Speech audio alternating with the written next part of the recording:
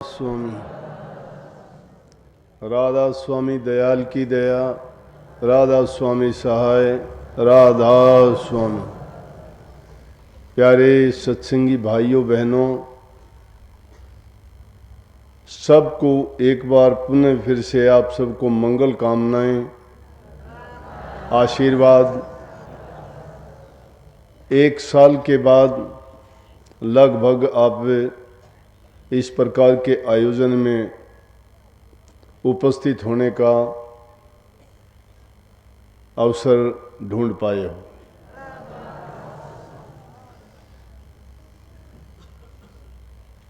सब जानते हैं, सबको पता है कि इस दौरान में कितना कष्ट उठाया, किस प्रकार के हालात हमारे साथ गुजरे। लेकिन खुशी की और अच्छी बात ये थी कि जिन्होंने वचन की पालना की, चाहे वो अपनी तरफ से थी, चाहे सरकार की तरफ से थी, चाहे स्वास्थ्य विभाग की तरफ से थी, सभी सत्संगियों ने सभी नियमों का पालन करके और ये साबित करके दिखाया कि आप आज्ञा का पालन करते हो।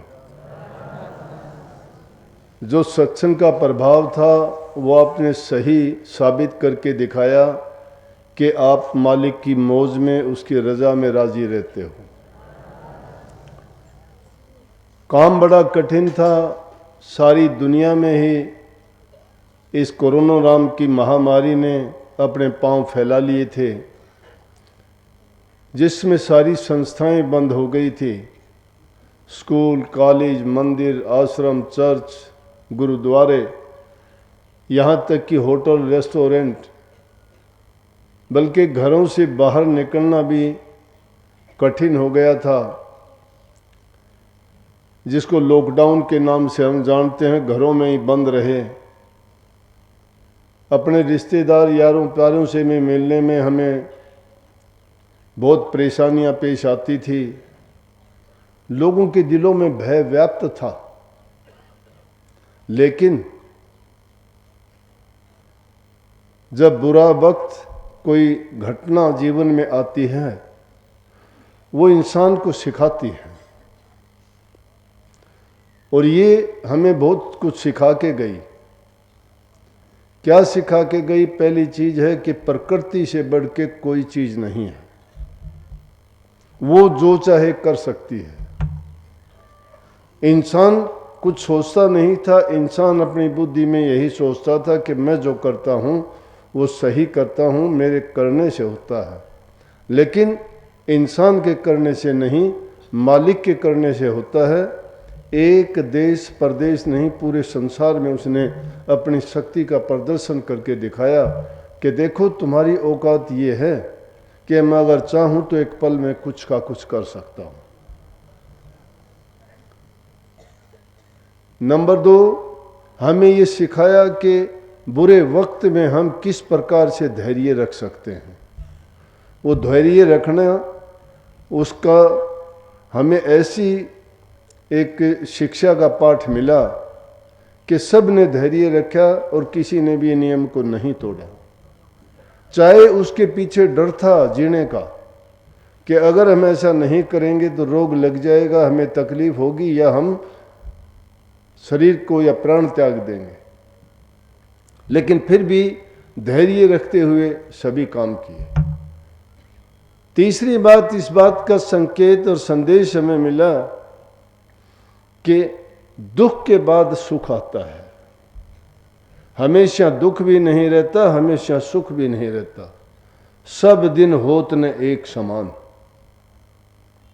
सभी दिन बराबर नहीं रहते हैं। जिस प्रकार से रात का अंधियारा छटता है, सुबह का सूरज उगता है तो प्रकाश ही प्रकाश हो जाता है। लेकिन रात के अंदर जागने वाले अगर ये सोचें कि ये अंधेरा क्यों है, और वो इंतज़ार ना करे, धैर्य ना रखे और सोचे कि कब प्रकाश आएगा, धैर्य के खो देने से कुछ नहीं, उसके लिए उसको उस शुभ घड़ी का इंतज़ार करना पड़ता है। तो हमेशा एक जैसा नहीं रहता। दुख आया है तो दुख के बाद सुख भी आएगा। चौथी चीज, हमें संघर्ष करना सिखाया। आत्म बल की यहां जरूरत पड़ी।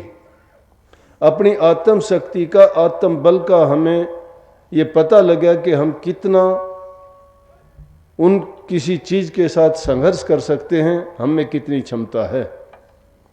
और इंसान में सब जीवों से ज़्यादा क्षमता है। ये प्रकृति की भी चीज़ों से मुकाबला करने का प्रयास करता है, वो अलग बात है, नहीं कर सकता। प्रकृति के भेद को भी इंसान ने ही खोजा है, उसको इंसान ने ही जाना है। लेकिन मेरा कहने का तात्पर्य ये है कि हमें इस प्रकार से काफ़ी चीज़ें इस दौरान में समझने का अवसर मिला। और सत्संगियों के लिए और कुछ ऐसे नास्तिक लोगों को भी एक ऐसी शिक्षा मिली कि जो कभी प्रभु के बारे में नाम नहीं लेना जानते थे, उन्होंने भी प्रभु शक्ति को माना कि हाँ, परमात्मा कोई चीज़ है। तीसरी चीज, हमारे में सत्संगियों में जो ये कमी थी, नाम लेने के बाद घरों में आराम से शांति से बैठ गए थे और वो जानते ही नहीं थे नाम का सुमन क्या है, ध्यान क्या है। गुरु ने तो बताया था, समझाया था, दीक्षा के वक्त कहा था कि अपने जीवन को अगर तुम सही मायने में ऊंचा उठाना चाहते हो और मनुष्य जीवन का पूरा लाभ प्राप्त करना चाहते हो तो प्रभु के नाम का जाप किया करो, उसका ध्यान किया करो और उसका अभ्यास किया करो। लेकिन हमने एक परंपरा को निभाने के लिए एक रीति रिवाज सा मान लिया था, चलो गुरु के पास चलते हैं, नाम ले लेते हैं। नाम के पीछे हमारा उद्देश्य कुछ भी रहा हो, कोई चाहता कि मुझे धन मिल जाएगा, कोई चाहता मुझे नौकरी मिल जाएगी, कोई चाहता मेरे दुख दूर हो जाएंगे, कोई कहता मुझे रोग से निवृत्ति मिल जाएगी, कोई कुछ अपने हित के लिए सभी चाहते हैं। लेकिन मनसा कुछ भी रही हो, सब कोई ना कोई उद्देश्य लेके जाते थे। लेकिन उसमें जो मुख्य बात थी कि इंसान मुक्ति के लिए जाए तो मुक्ति मिल जाती है, लेकिन उन्होंने उस ओर ध्यान ही नहीं दिया। वो जिन चीज़ों के लिए गए थे, अगर वो चीज़ें उनको मिल गई तो बहुत अच्छा, नहीं मिली तो ना उनके लिए गुरु था, ना सत्संग था और ना नाम था। लेकिन इस दौरान में जब घरों में बंद रहे, मजबूरन उनको सत्संग सुनने पड़े। हमने भी लाइव सत्संग किए इस दौरान में, सबको वो सत्संग सुनने पड़े, मजबूरन सुनने पड़े। सुनना क्यों, टाइम पास नहीं होता था। फोन को खोलते, टीवी को खोलते, सत्संग आता, तो जब वो सत्संग मजबूरन सुनना पड़ा, उस मजबूरी को सुन के भी उन्होंने सोचा कि चलो और खाली क्या करें, सत्संग तो आधा घंटा सुन लेंगे, घंटा सुन लेंगे, अब तो वो काम भी कर लें कि कभी हमने सुमरण नहीं किया, नाम का सुमरण करके देखें, अभ्यास करके देखें, ध्यान करके देखें। और मेरे पास कई सत्संगियों के फ़ोन आए और उन्होंने बहुत खुश होकर कहा कि जी हमने ये एक चीज़ इस दौरान में और सीख ली, हमने ध्यान में बैठना सीख लिया, हमने नाम का सुमरण सीख लिया। चलो बहुत अच्छी बात थी, वो हमें दे के गया है, कुछ ना कुछ हमसे छीना नहीं। मैंने जब से कोरोना का रोग शुरू हुआ, इसका जब लोगों के कानों में आवाज़ आई कि ऐसी बीमारी आ रही है, सारी दुनिया को हिला दिया, बहुत भयंकर रोग है। 6 मार्च 2020 जींद के सत्संग में मैंने सबको बताया था कि चिंता करने की, घबराने की सत्संगियों को या उन लोगों को आवश्यकता नहीं है जो लोग मांस भक्षण नहीं करते हैं, मछली, अंडा और इन चीज़ों का सेवन नहीं करते हैं, शराब और दूसरी नशीले पदार्थों का सेवन नहीं करते हैं, जिनके शुद्ध विचार और पवित्र विचार हैं और जो प्रभु के नाम की ओट लेके उनका ध्यान और सुमरण करते हैं, उनका बाल भी बांका नहीं होगा। और सतगुरु की कृपा देखो, सब पर ऐसी मौज की बारिश हुई कि मैंने तो नहीं सुना कि किसी सत्संगी को, देखो जो आई मौत थी वो तो अगर ये नहीं होता तो भी वो आती, लेकिन मैंने नहीं सुना कि किसी भी ऐसे सत्संगी को इस रोग के कारण प्राण गंवाने पड़े हों। कहने का मतलब 1 साल बीत गया, इस दौरान में हमारा भी 1 साल के कारण, तो उन लोगों के बारे में भी आप सोच के देखो जो घर से परिवार से बिछड़ जाते हैं और कितने कितने दिन तक अकेले समय गुजारते हैं, तो उनके साथ कैसा बीतता होगा, उनके दिलों पे क्या गुजरती होगी। तो ये भी हमें दूसरे की पीड़ा समझने के लिए एक संदेश उनसे मिला कि जब हम अपनों से दूर हो जाते हैं, मन की बात नहीं कह पाते हैं, मन के कहे काम नहीं कर सकते हैं, मन के कहे या अपनी इच्छा के अनुसार हम कोई भी खान पान रहन सहन में तब्दीली नहीं कर सकते हैं, तो वो जीवन नीरस हो जाता है। परंतु इस दौरान में हर प्रकार से हमें संयमित रहने का एक ऐसा मजबूरन अवसर प्राप्त हुआ कि जिसने हमें ऐसा करने के लिए बाध्य किया, वो हमारे लाभ में गुजरा। तो ये कुछ ऐसी बातें थी, एक के नहीं हम सब के साथ बीती, लेकिन अभी भी आप सबके लिए ये एक सलाह है, संदेश है और ये हुक्म भी है कि जहां कहीं भी आप इकट्ठे होते हो, बिना मास्क के मत रहो। अब भी वही सावधानी बरतो, हाथों को बार बार धोने का, जहाँ बाहर भीतर जाते हो अपने हाथों को साबुन से अच्छी तरह से धो या सैनिटाइज करो और डिस्टेंस बना के रखो, ज़्यादा भीड़ में नहीं आना। आज का सत्संग गुरु रविदास जयंती के उपलक्ष्य में हम यहाँ इस आश्रम में करते आए हैं पिछले 35-40 साल से।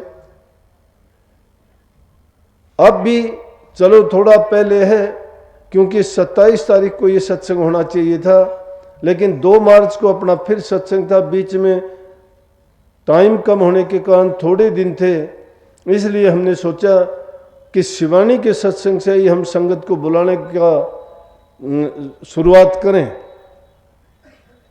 और मैं चाहता भी यही था कि ज़्यादा संगत ना आए, धीरे धीरे करके जब और भी ये इससे हम निश्चिंत हो जाएंगे रोग से, बीमारी से।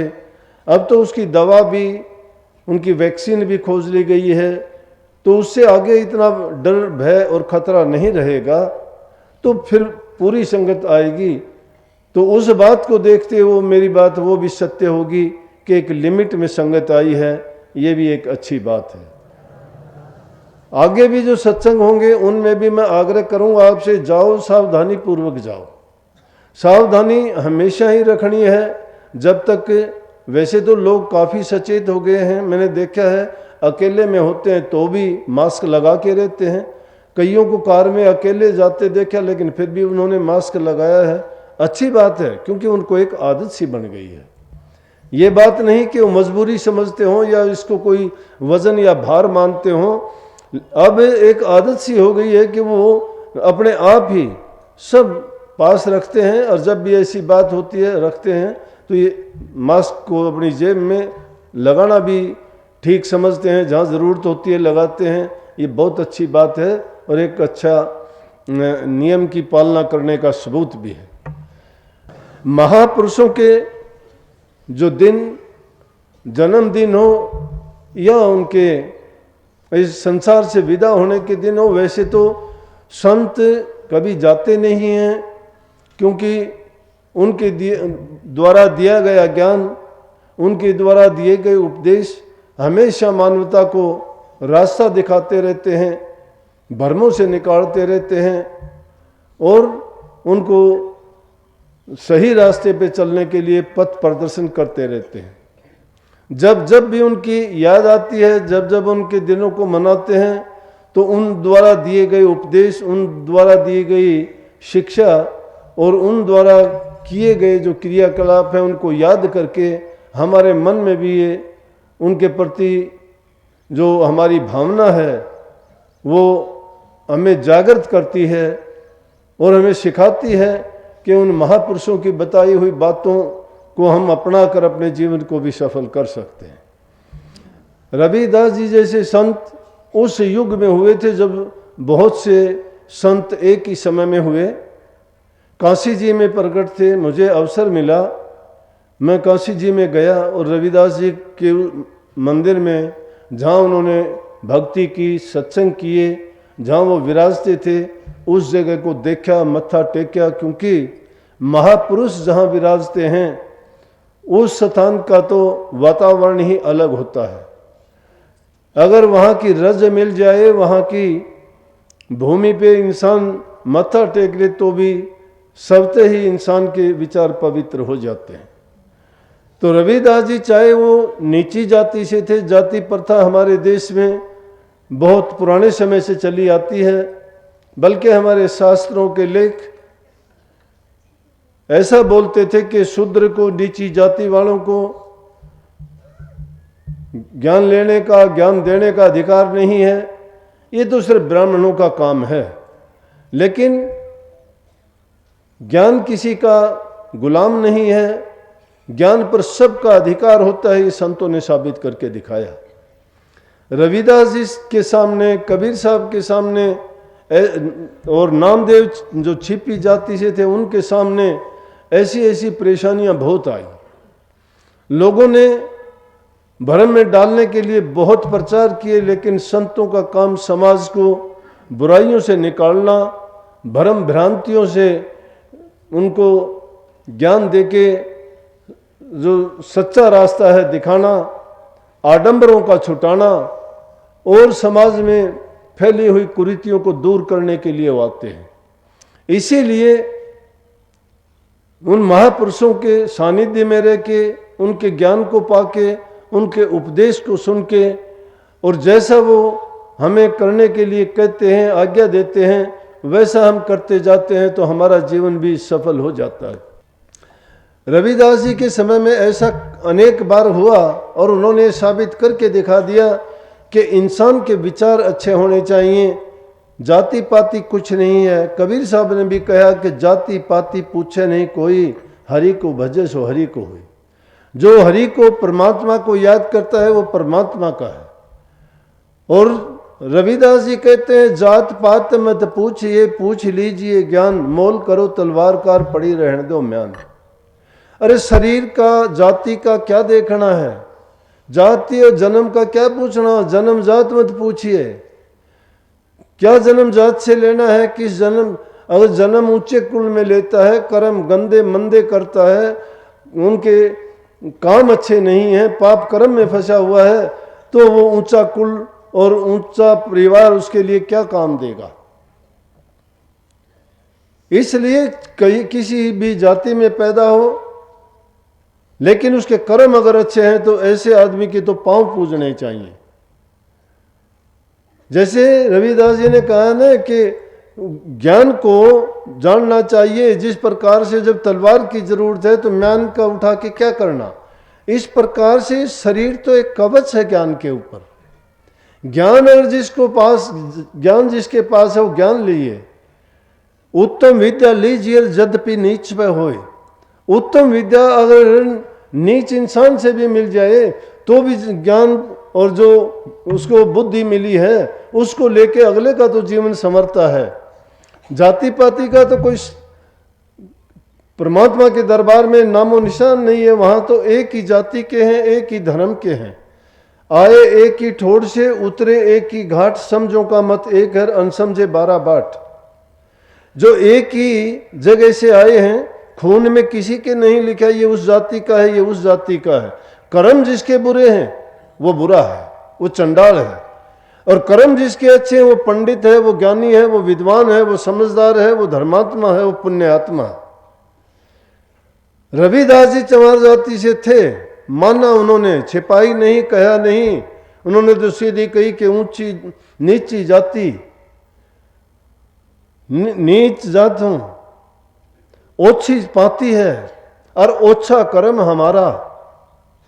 सारी चीजें उन्होंने मान ली, लेकिन क्या कहा कि उनकी दया से ऊंच भये हैं, कहे रविदास समारा।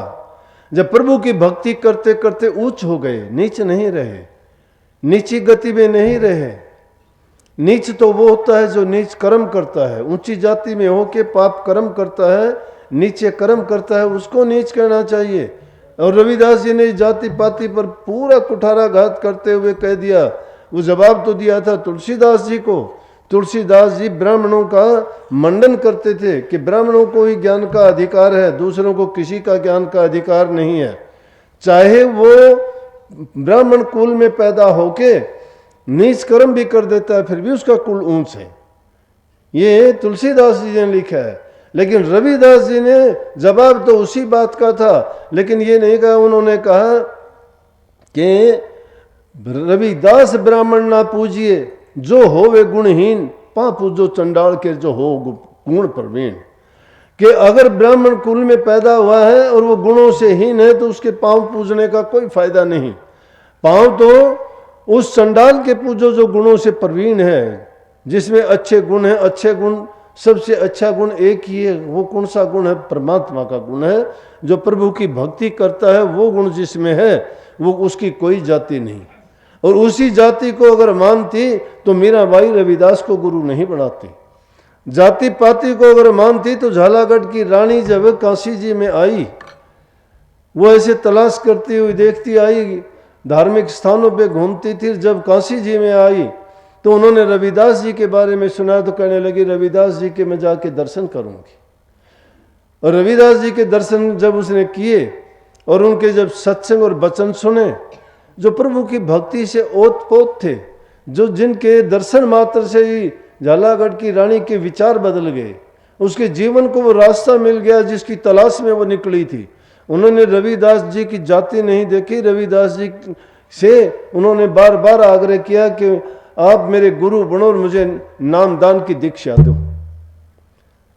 और उनसे दीक्षा लेके बड़ी धन्य होके काफी दिनों तक वहां उनका सानिध्य किया, सत्संग सुना, वचन सुने।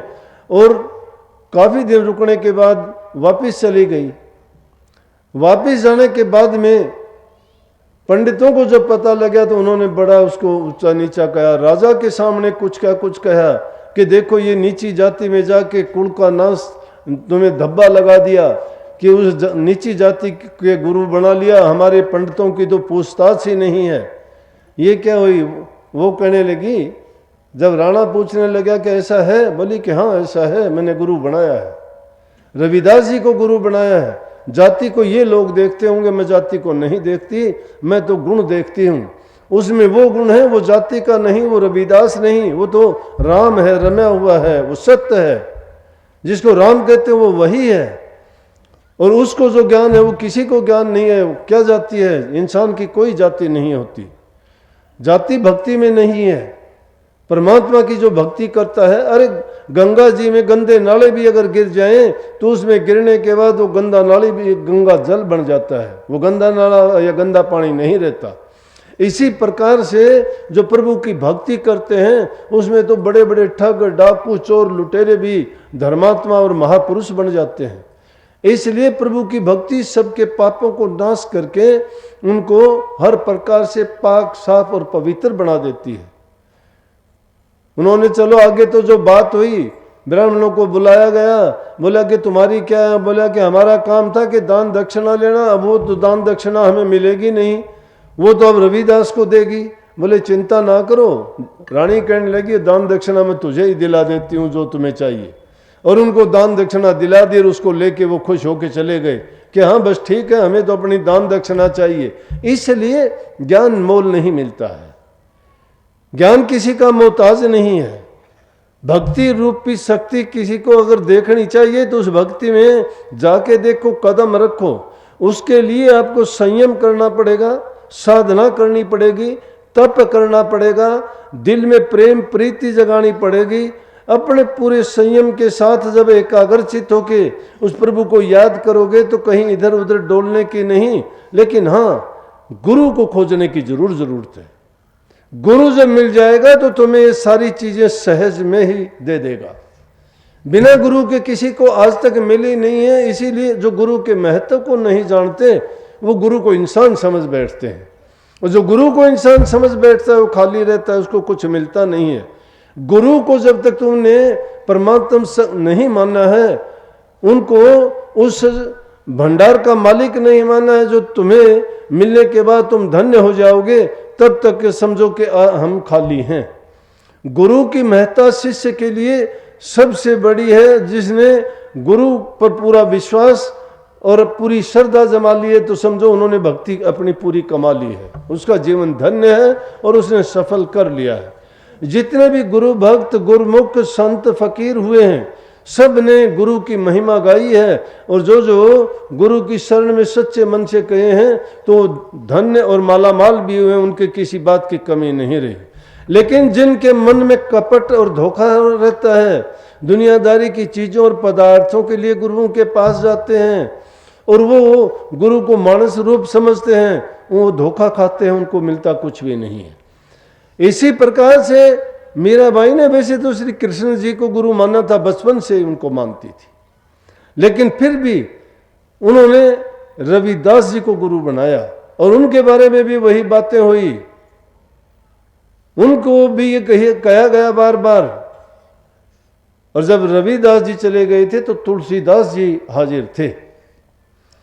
तो जब उनके परिवार ने, राणा ने, दूसरे लोगों ने, खानदान के लोगों ने, क्योंकि ऊंची जाति के थे, कहने लगे कि ये तो कुल का बट्टा लगा दिया इसने, ये नीची जाति का गुरु इसने धारण किया है, ये तो गलत है।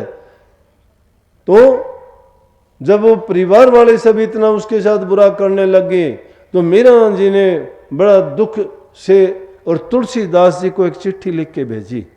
क्यों रविदास जी उस समय रहे नहीं थे कि हमारे गुरु तो हैं नहीं, लेकिन मेरे परिवार वाले, मेरे रिश्तेदार, मेरे नातेदार जितने भी हैं मेरे साथ अब अच्छा व्यवहार नहीं कर सकते हैं, आप मुझे बताइए मैं क्या करूं। जब तुलसीदास जी ने उनके पास लिख के भेजे थे, उन्होंने भी एक छोटी सी कविता के रूप में लिख के भेजा कि जिन के जो राम स्नेही नहीं हैं वो हमारे मित्र नहीं, रिश्तेदार नहीं, हमारे सखा नहीं, उनको तो उनसे तो नाता तोड़ लेना ही अच्छा है। ये गुरुमुखों के लिए भी संदेश है। जिस प्रकार से ध्रुव ने अपने पिता से नाता तोड़ लिया, प्रहलाद ने अपने पिता से नाता तोड़ लिया। क्यों उन्होंने नाता तोड़ लिया? क्योंकि विभीषण ने अपने भाई रावण से नाता तोड़ लिया, क्योंकि वो राम स्नेही नहीं थे, राम के भक्त नहीं थे।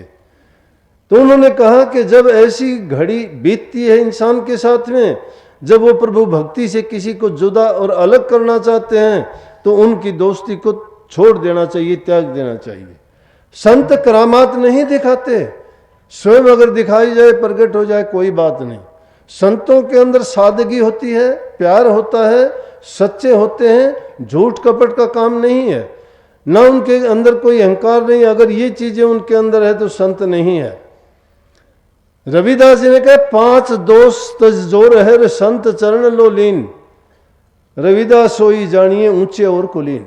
जो 5 दोषों को तज के और संतों की चरण में लोलीन होकर रहता है उसी को ऊंचा और कुलीन मानना चाहिए, उसको ऊंचे से ऊंचा मानना चाहिए, क्योंकि 5 दोष ही तो इस इंसान को तंग और परेशान करते हैं, यही तो उसको गिरा देते हैं, यही तो काल और माया के फंदे और जाल हैं।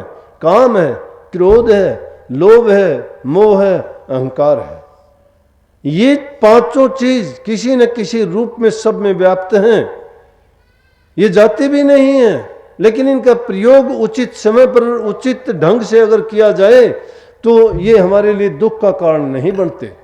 इनकी जब बुराई की गई है कि हम इनको सब कुछ मान के उन्हीं के अनुसार जब काम करना शुरू कर देते हैं, अति जिस चीज की भी ज्यादा हो जाती है वो इंसान को बर्बाद करती ही करती है।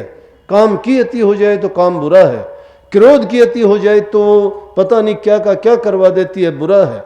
लोभ अगर इंसान का ज्यादा बढ़ जाए तो उसके लिए सब रिश्ते नाते सब बर्बाद हैं, उसका लोभ पूरा होना चाहिए। और अहंकार जब इंसान को हो जाता है, अहंकारी इंसानों की आपने कहानी सुनी होंगी, जिसको अहंकार हो जाता है उसको नेक अच्छी सलाह भी अच्छी नहीं लगती, चाहे उसका सर्वनाश क्यों ना हो जाए।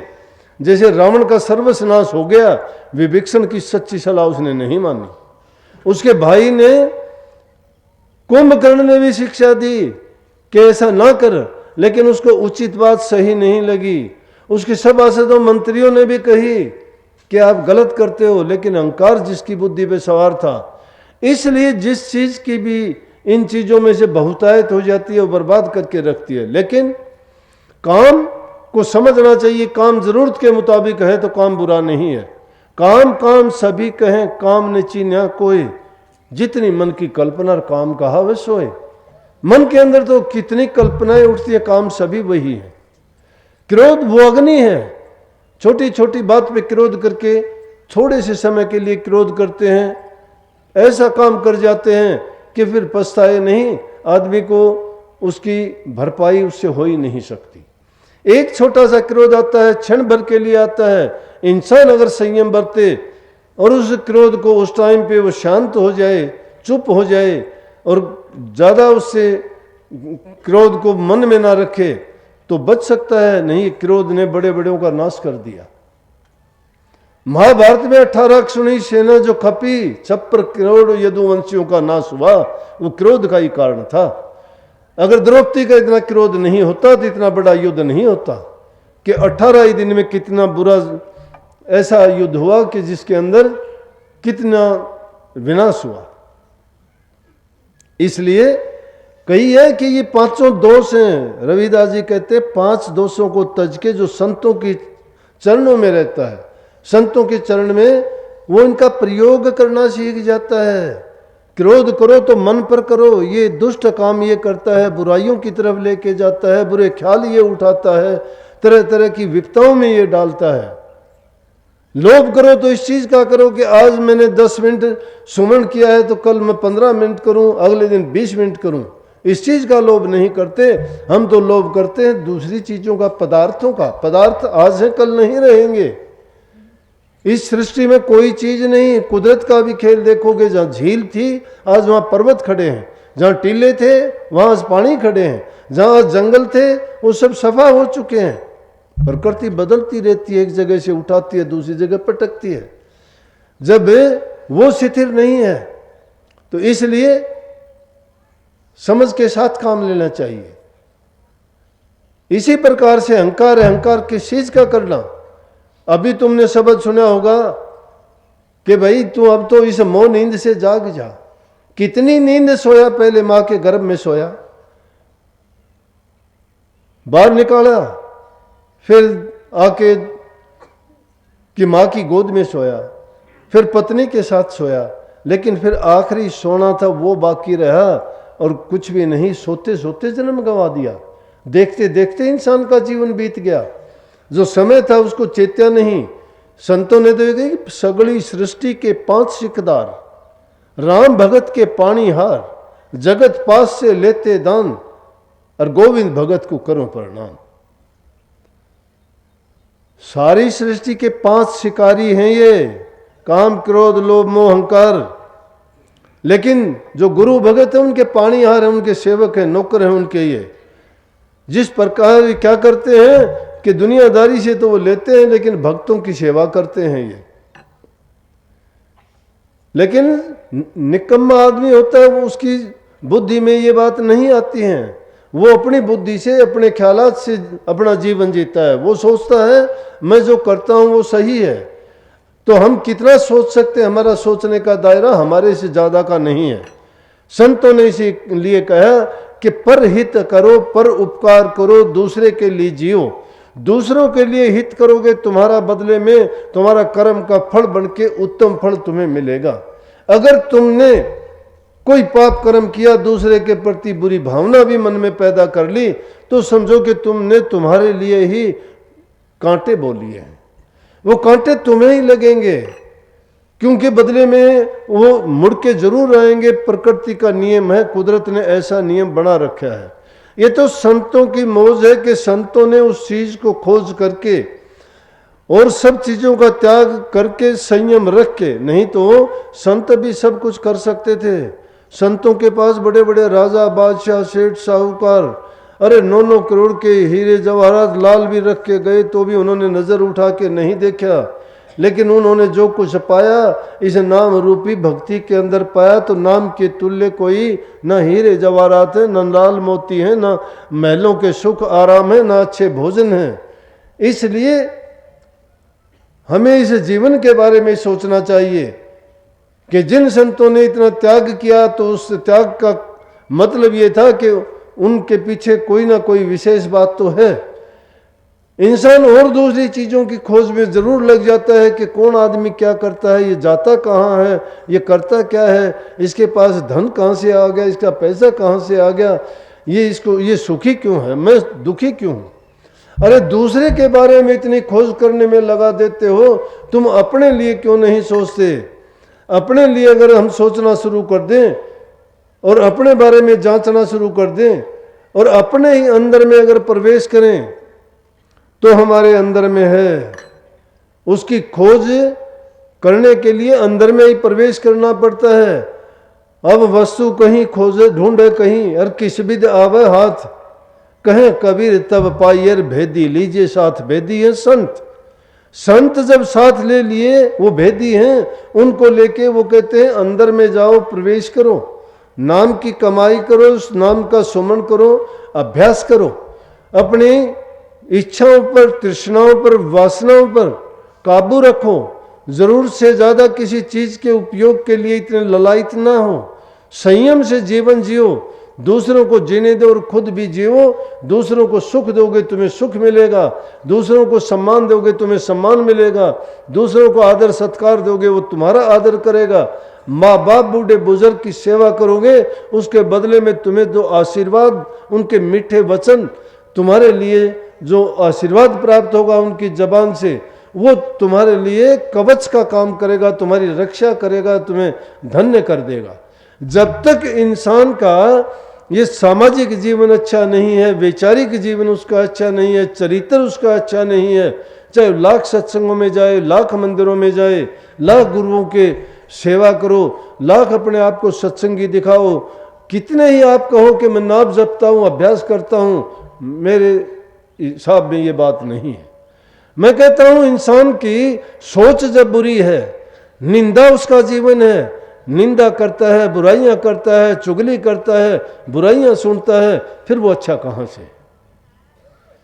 सुनने वाला भी बुरा है, पाप ज्यादा सुनने वालों को लगता है, करने वाला तो मरेगा लेकिन ले डूबेगा उसको भी, उसको पहले डुबो देगा, क्योंकि ना तो उसका उससे कोई लेना देना, ना उससे कोई फायदा होना और ना ही उससे उसका कोई जीवन में सुधार होना। तो ऐसी बातें सुन के उसको क्या मिलेगा। तो किसकी बात सुने, संतों की बात सुने। वो निर्लेप हैं, वो निष्पक्ष हैं, वो निर्दोष हैं, वो कपटहीन हैं। संसारियों की बातें कपट सी भरी मिलेंगी, संतों की बात कपट की नहीं होगी, स्वार्थ की नहीं होगी, वो तो दूसरे के भले की होगी, दूसरे के हित की होगी। इसीलिए संतों ने कहा कि परहित समान धर्म नहीं कोई, दूसरे के हित करने के बराबर कोई धर्म नहीं है। मैं कहता हूं ध्यान एक मिनट के लिए ना किया करो, तुम अच्छे इंसान बन जाओ, अच्छे गुणों को अपनाओ। कहते नहीं है, आम बात में भी बोल देते हैं, बोलते बोलते नहीं, वो तो भगत लोग हैं, वो तो संत लोग हैं। संत किसको कहते हैं, जिसको शांति है। संत उसको कहते हैं जो सत्य का पालन करता है। संत उसको कहते हैं जिसका संयम है। संत उसको कहते हैं जो सत्य से जुड़ा है। लेकिन उस सत्य को जानने का प्रयास क्यों नहीं करते। सत्य है क्या, सत्य ही सत्य नाम है, नाम ही सत्य है। बोलने के तो काफी बोलते, सुनते हैं भी है, कई बार सुनते हैं। इस बात को भी आपने सुना कि सत्य बोले गत है। हाँ, बात सही है। सत्य क्या है, राम का नाम है। राम के नाम को जपोगे तो ही तो गति होगी। उस नाम को कब जपोगे, उसको ऐसे याद नहीं करते। जब अंत समय आता है, अर्थी उठा के चलते हो, जब बोलते हो कि राम नाम सत्य है, किसको बताते हो, जाने वाले को। उसने तो राम को कभी जाना नहीं, तो जो बचे हुए हैं उनको बताते हो, वो भी ध्यान नहीं देते। उनको बताते हैं, उनको बताने की बात थी ये कि देखो राम का नाम सत्य है, ये हालत हो जाएगी। और सत्य के बोलने से गति होगी। गति कैसी होती, गति अच्छी होती है। लेकिन जो सत्य का पालन नहीं करे, सत्य का मतलब है कि राम नाम का सुमरण करो, जाप करो, जीते जी उसके नाम की कमाई करो। जब संसार से विदा होगे तो तुम्हें किसी प्रकार का मन में मलाल नहीं रहेगा कि हमने नहीं किया। इंसान का चोला ये काम करने के लिए नहीं मिला था, इसलिए संतों ने अपना जीवन सारा इसी चीजों में लगाया।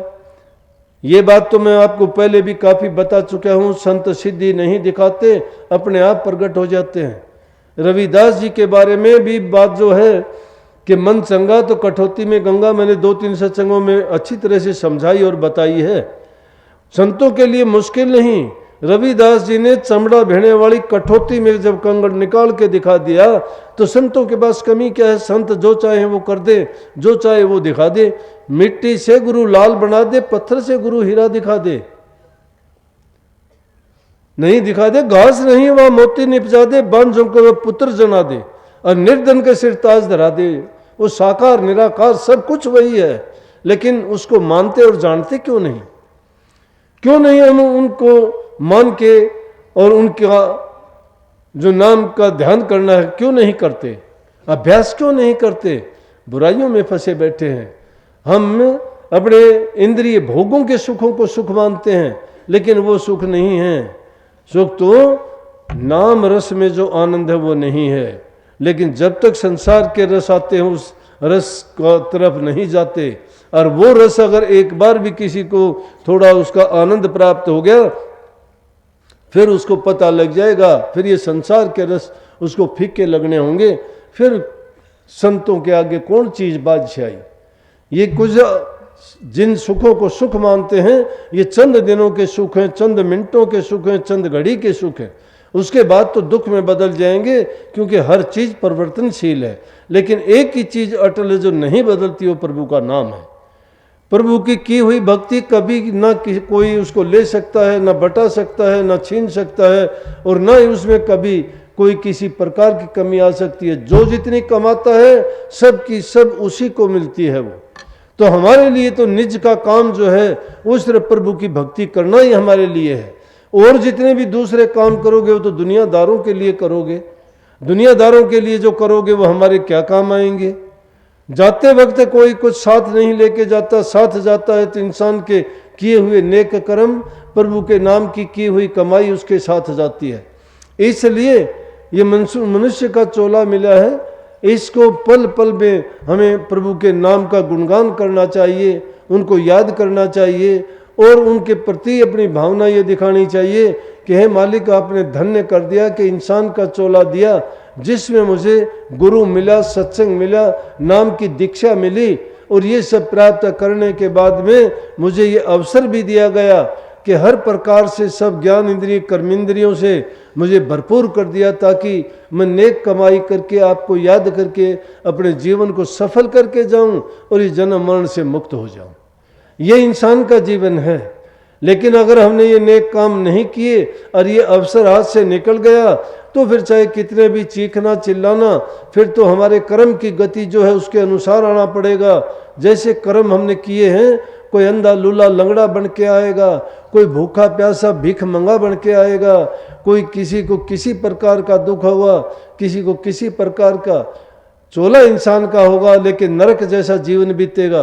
तो क्यों ना उन बुराइयों में पढ़ने से पहले ही अपने नेक कर्म अच्छे काम क्यों ना करें, भक्ति क्यों ना कमाएं, जिससे हमारा ये जीवन सफल हो जाए। मानव चोला मिला है और उसका हमें पूरा पूरा लाभ मिले। इसलिए घरों में रह के प्यार प्रेम से रहो, सबसे अच्छा बर्ताव करो, माँ बाप बूढ़े बुजुर्ग की सेवा करो। बेशक मंदिर मस्जिद की मूर्तियों में मत्था ना रगड़ो, बेशक इन गुरुओं के पास जाके जो गुरु तुम्हें पाखंड दिखाता है, पाखंड में फंसाता है, तुम्हें डर दिखाता है, कोई मौत का दिखाता है। अरे गुरु किस चीज के गुरु हैं? ऐसे पाखंडी जिनको ये नहीं पता कि क्या है ज्ञान, जिसको नाम का नहीं पता, ध्यान का नहीं पता, कभी एक मिनट जिन्होंने गुरु की सेवा नहीं करी, कभी भक्ति नहीं की, और वो अपने आप को गुरु कहते हैं। क्या गुरु हैं वो? गुरु नाम तो वो ज्ञान होना चाहिए। ज्ञान होना चाहिए शिष्य के भ्रमों को, भ्रांतियों को, दुखों को, कष्टों को, उनकी परेशानियों को मेट दे। जो ये ऐसा नहीं कर सकता, क्या गुरु है? लेकिन गुरुओं ने तो दुकान बना ली, जिसकी आंट में 10, 20, 50 फंसे, उनसे बस रीति रिवाज के अनुसार उनको लूटना शुरू कर दिया। भोले जीव हैं बेचारे, सोचते कोई नहीं ले जाएगा, ले जाएगा। वो ले जाना उसके लिए पाप का कुंड बन जाता, नरक बन जाता, उसको मार देता है।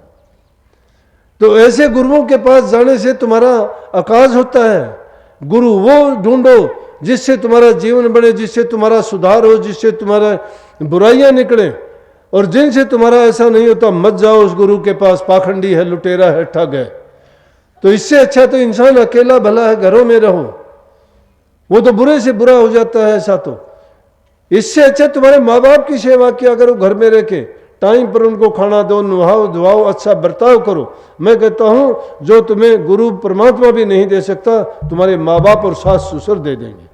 ये मेरे से गारंटी से लिखवा ले। तुम उनका मन को खुश कर दोगे अपने विचारों से, अपने कर्मों से, उनकी सेवा करने से, तो तुम्हें सब कुछ प्राप्त हो जाएगा, जो चाहोगे वो मिलेगा। सभी सुन लो, अगर बहू सास की सेवा करेगी उसको सारे सुख मिलेंगे, संतान का सुख उसको मिलेगा, स्वास्थ्य का सुख उसको मिलेगा। फिर ये तुम किसी प्रकार की शिकायत नहीं करोगे, मुझे दर्द रहता है, मुझे संतान नहीं हुई, मुझे ये है, मुझे वो है ना। अगर ऐसा चाहते हो सास ससुर की सेवा करके देखो, जिसको कोई भी तकलीफ हो सास ससुर की सेवा कर देना, तुम्हारी सब ठीक हो जाएगी। और भाइयों के लिए भी ये है कि दूसरों का हित करो, अपने लिए तो सब करते हैं, अपनी मुच्छों पर तो सब ताव दे लेते हैं, लेकिन दूसरों को भी जो सहायता करता है, मदद करता है, उनकी सहायता मदद परमात्मा किया करता है। तो इतने दिन के बाद आपको दर्शन का, सत्संग सुनने का लाभ मिला है। आगे अब सत्संग होते ही रहेंगे, धीरे धीरे छूट मिलेगी, जाना उसी तरह से भंडारे चलेंगे। तो मैं समझता हूँ आपको आज बहुत खुशी मिली होगी। मुझे तो बहुत खुशी मिली है, आपका मुझे पता नहीं। तो आप सबको बहुत बहुत आशीर्वाद। मालिक आपको सबको खुश रखे, धन्य कर दे, आपके मन को भक्ति में लगाए। मुझे बहुत खुशी होगी कि आप जब खुश होगे तो मैं तब खुश होऊंगा। बहुत बहुत आशीर्वाद। राधा स्वामी।